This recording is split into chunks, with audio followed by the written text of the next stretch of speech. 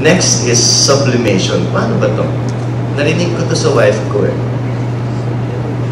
I will work 7 days a week, every day, para mapaglabanan ko yung kalungkutan. Iko-convert ko into an energy wherein I can work or put something into good use yung aking paghihirap. Kesa naman malugmok ako sa kalungkutan. Again, syempre, parang nasa Pilipinas din ako, sasama ako sa mga Pilipino. Para naman hindi ako nag-i-English buong araw. Nagtatagalog din naman ako sa gabi. So that's one way of coping. Constant communication with one's family is one way to cope with loneliness and separation. Who among here, in this room, does not have a cellular phone? Sino walang cellular phone dito? See? Everybody here has a way to get in touch with your loved one any time of the day. You know what? We looked at the statistics of AMOSO from 1970 to 2010. Noong mga 70s, 80s, naalala mo yung means of communication aside from long distance? Diba yung mga cassette tapes? Oh, mahal na mahal kita, miss na kami mga anak. Oh, baby, say something to daddy, di ba? Alam niyo ba, ang nare-repatriate ng panahon na yon is about 6 OFWs every year. But nung nagbago ang komunikasyon, alam niyo ba, in the 0 ang na-repatriate because of some psychological disorders. So, ibig sabihin, yung being connected was one of the coping mechanism na ginagawa ng mga OFWs natin. Constant communication with the family through the cellular phone, the internet, it lessens the negative impact of parents working abroad. Other mature coping styles. Ang Pilipino magaling dito eh. Tatawanan ko na lang ang aking problema. Dito tayo magaling. Spirituality, and we always go to God or our Supreme Being for comfort.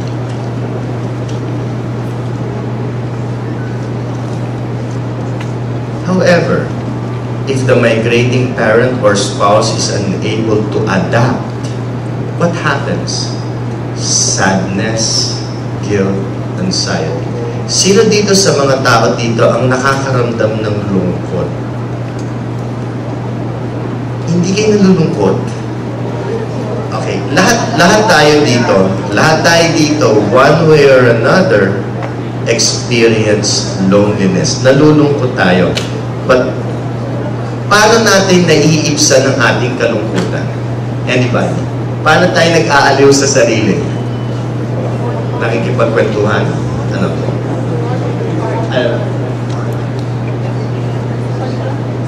Watching something that's interesting? Doing something interesting. So, meron tayong pamamaraan sa sarili natin para maibsan ang kalungkutan. However, if you are far away, how do you feel? You feel ostracized, marginalized, you don't feel you belong. So, meron mga taong hindi nakakabangon sa kalungkutan, sila yung mga tinatawag nating nagiging clinically depressed. At pinabaling nila ang kalungkutan sa bisyo, pag-inom ng alak, paninigarilyo, and at times, pag-inom ng drug. So now, dito naman tayo pumunta sa non-migrating, yung mga naiiwan. The migration of either both parents often results in the reorganization of roles in the family. Such change may ultimately have an effect on the non-migrating spouse and children that's left behind.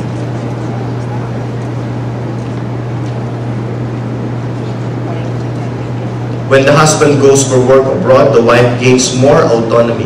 Pero hindi ba kahit naman natin yung mag-asawa, yung wife pa rin ang autonomous? Nothing has changed. Hindi ba? Nothing has changed. So, ganun din naman eh. However, nagkakaroon sila ng greater decision-making power over the children. Di ba? They have more responsibilities.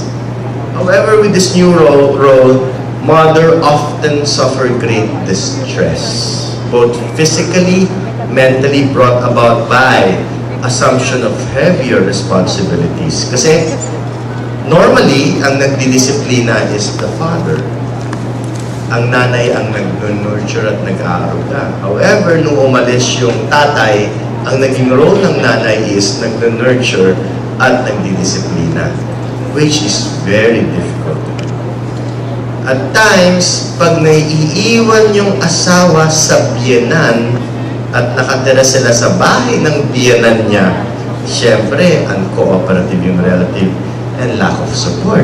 Imagine yung stress na nandun sa nanay. Sa naiwan, we're talking about yung naiwan. Wala kang asawa, wala ka pang kakampi sa biyenan mo. Patay ka na. At nachichismis pa na nagkakaroon ng affair ang asawa mo sa abroad. Imagine mo yung stress dun sa asawa nito. On the other hand, when wife leaves for abroad, like in my case, man is left behind to take on more caregiving role. So, ito na yung nurturing. This may help counteract the negative impact on the mother's absence. See, look at the pictures. Nakikipaglarong sa bata, nagpapalit ng lampin. Kaya tayo mga hindi namin kayang gawin na kayang-kaya ng mga asawa namin. So, ano nangyayari? Ito yung picture.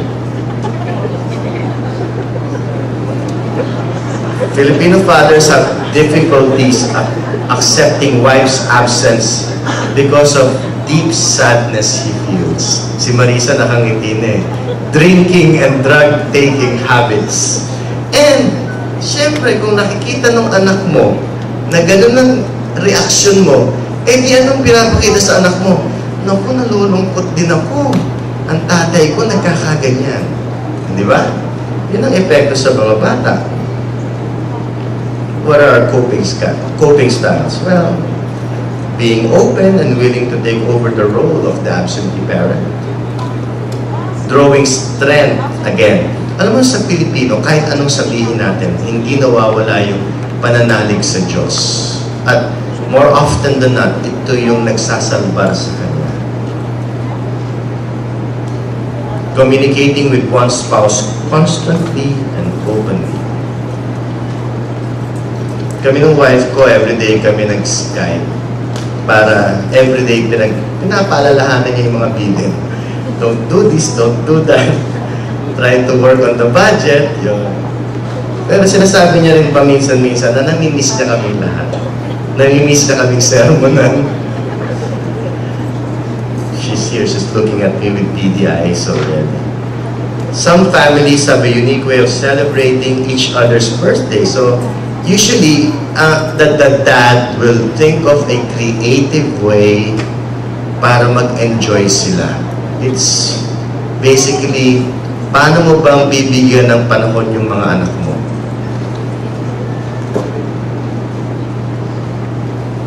Another important factor to consider is the marital tie between the husband and wife. The success and failure of how OFW copes depends basically on the relationship of the mother and the father.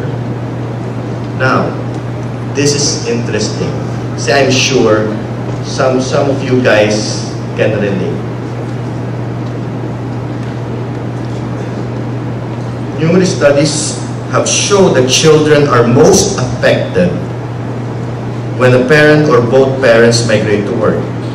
It is alarming to make note that about 9 million or 27% of the total youth population are living apart from their parents.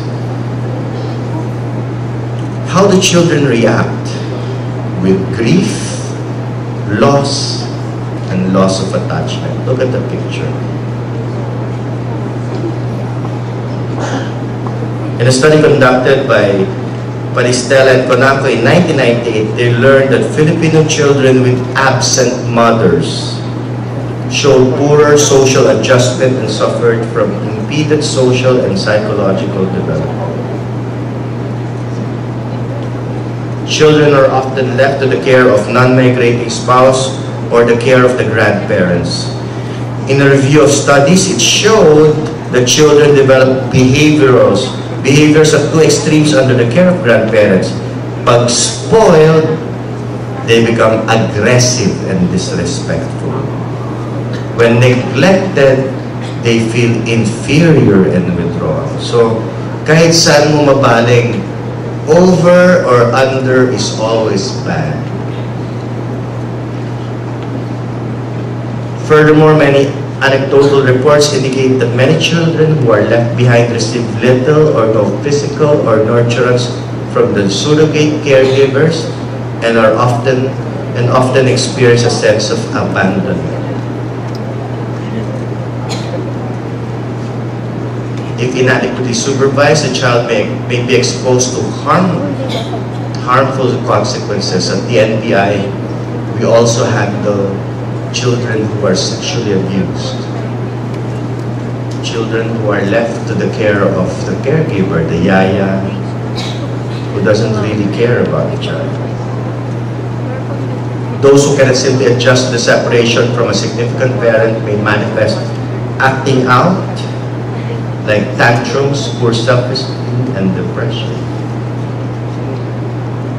Factors associated with emotional behavior difficulties, inadequate preparation, okay. Sinasabi natin, sino ba ang mas nakaka-cope? Yung bata o yung adolescents? Sa bata, kahit gaano mong i-explain na daddy has to leave, it would be very difficult for the child to understand bakit ng daddy niya, bakit yung classmate niya nandito yung daddy niya. So, what you usually do is you have to process. You have to make sure that the child understands why you have to go.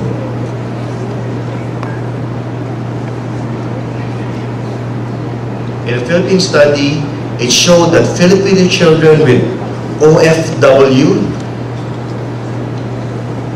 parents generally adjusted well socially, have a strong social support. Filipino families have strong familial networks. Yun nga yung advantage natin sa mga taga-abroad. Yung ating hindi nuclear family. Marami tayong surrogate parents. This was supported by a case study done by a renowned Filipino psychologist, Dr. Carandang. She showed that Filipino children are resilient and they mainly cope by playing. In Tagalog, sinabi niya, ang batang Pilipino ay magaling dumiskarte sa problema. Also, Filipino families have strong familial networks which helps in giving support to the spouse and the children they left behind. How do children cope? Well, children cope by playing.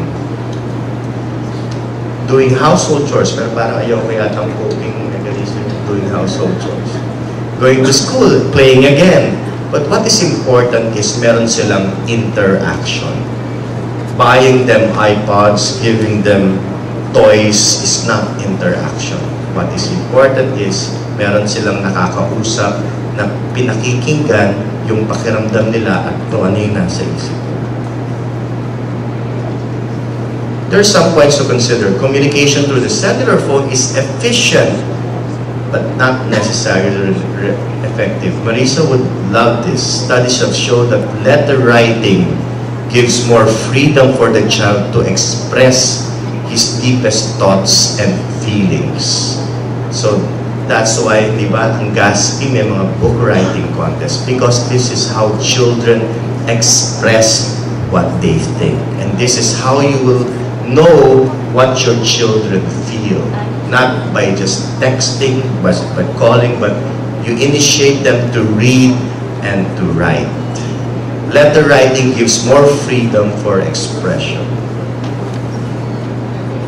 As adolescents naman, they have different coping skills. I remember, I saw an OFW family with children who sing. Marisa, di ba? The three children who wrote a song about their father who is an OFW. So they express through music their feelings. And when they were making cuento, they were crying. It's really sad, but this is how they expressed their feelings. Music, art, dancing, writing, with tears. And if you will notice dun